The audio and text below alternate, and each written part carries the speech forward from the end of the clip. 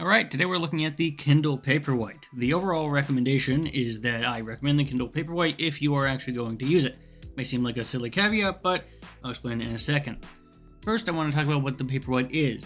It's an e-reader, which is a low-powered device dedicated to reading books in a more comfortable setting than you may find on a high-intensity screen like a phone or a laptop. It does this mainly by a black and white screen, e-ink display with a low light and a matte finish. The screen allows for two main advantages, being that better performance in direct sunlight, where it actually gets brighter the more sunlight it's directed at, and the lower battery drain, meaning that the device lasts for up to 4 weeks to 6 weeks without needing to charge. It also is easier on the eyes because of that low light output and the grayscale color. This is true of both the Kindle Original and the Paperwhite. However, I would strongly dissuade you from getting the cheaper model due to its tiny size, making it harder and longer to read pages, as well as its smaller, less immersion because of that. Also, its lack of a proper reading light, as well as general battery life. So, the modern Paperwhite model benefits over the original in a couple ways: 20% faster page turning, 10% max brightness, which does matter, more battery life, about 4 weeks, reading light with an auto dim, which is really nice, kind of like a yellow hue versus the original, which has like a blue hue. Much larger size as well. And these are kind of small differences, but they do really matter, especially the notable one of being the size difference and the reading light, which makes reading better and more comfortable compared to the standard blue light or the off screen, which is what the original has. Quick pros and cons list: if you're looking at buying a Kindle or other e-reader devices, main advantages include, generally speaking, you can buy books for cheaper on the Kindle and other ebooks. You can try a sample of the book without having to buy it. It's a dedicated device that's free from distractions like your phone or an iPad might be. It's space saving, so you don't have to carry a bunch of books. It's easy on the eyes, it's portable, and this model has modern features like USB-C charging and Bluetooth. The cons: this model is black and white, so anything with color or anything that requires larger.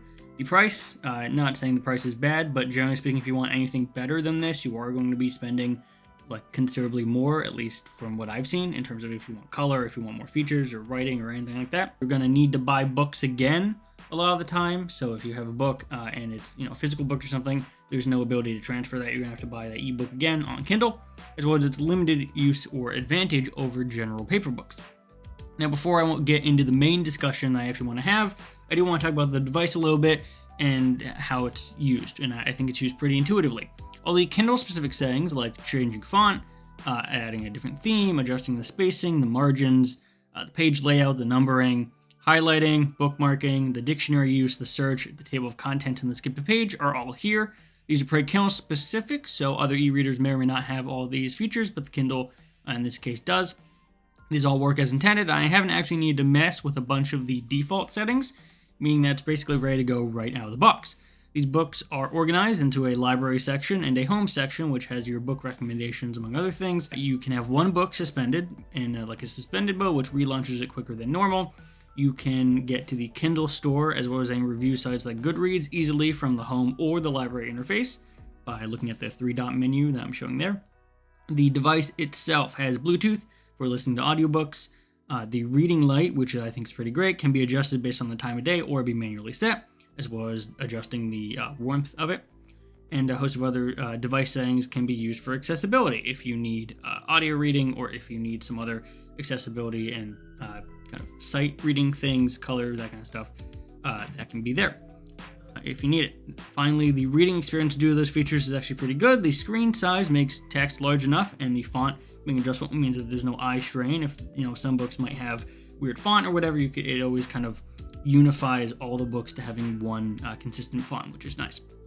Reading light, as I said before, can be set to warmer or cooler by time, and it has generally a dimmer tone of the Kindle compared to something like a phone screen, which makes it easier to read for long periods of time. Page turning, especially with the Paperwhite model, is pretty quick, and the device itself, while reading, doesn't feel slow.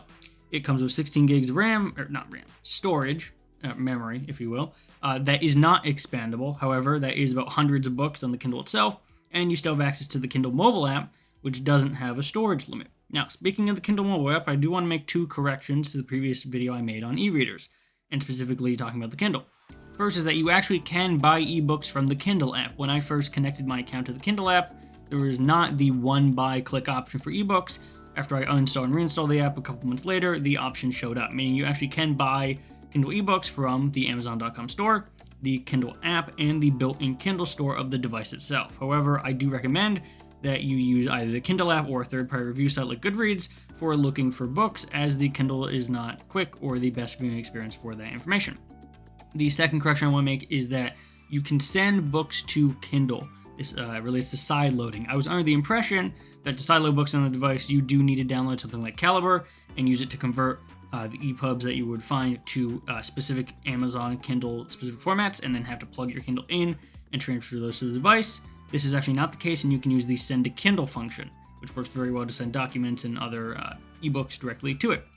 I tried using this originally and it didn't seem to work. However, after the Kindle restarted for an update, the sent books did appear in my library. So make sure that if you're going to use the Send to Kindle function, that you're going to want to make sure your Kindle is up to date on the latest patch for it to work. In order to send, you simply select the file that you want to share it to the Kindle app, which will pop up the Send to Kindle option, and then it should appear in the library.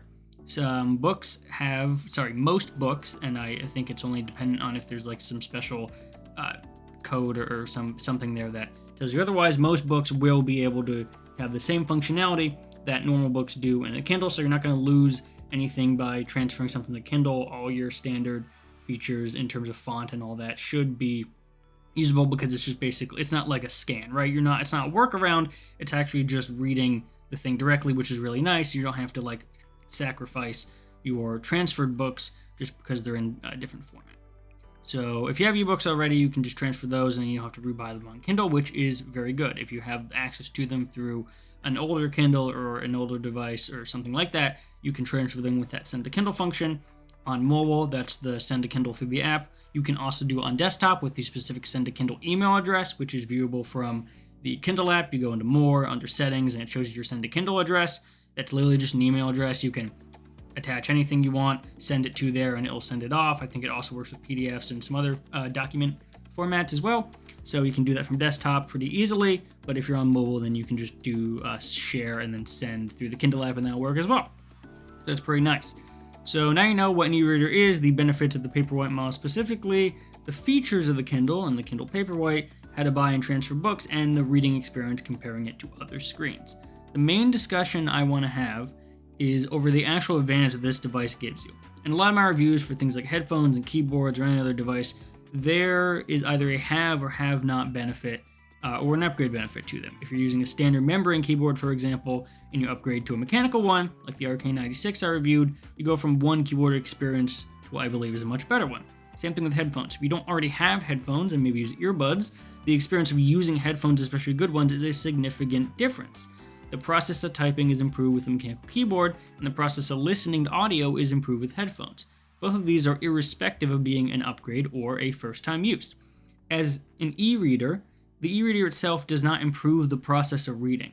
It doesn't make me read faster, it can't help me read at a higher level, the books do not contain something I couldn't get out of a normal paper version, it's not more convenient than a normal book, it's not more immersive than a normal book. The only thing the Kindle does is have that convenience of being able to store multiple books on one device. However, at least for me, I tend not to end up doing that, because if I'm going to bring a book, it's usually only one book in general, right?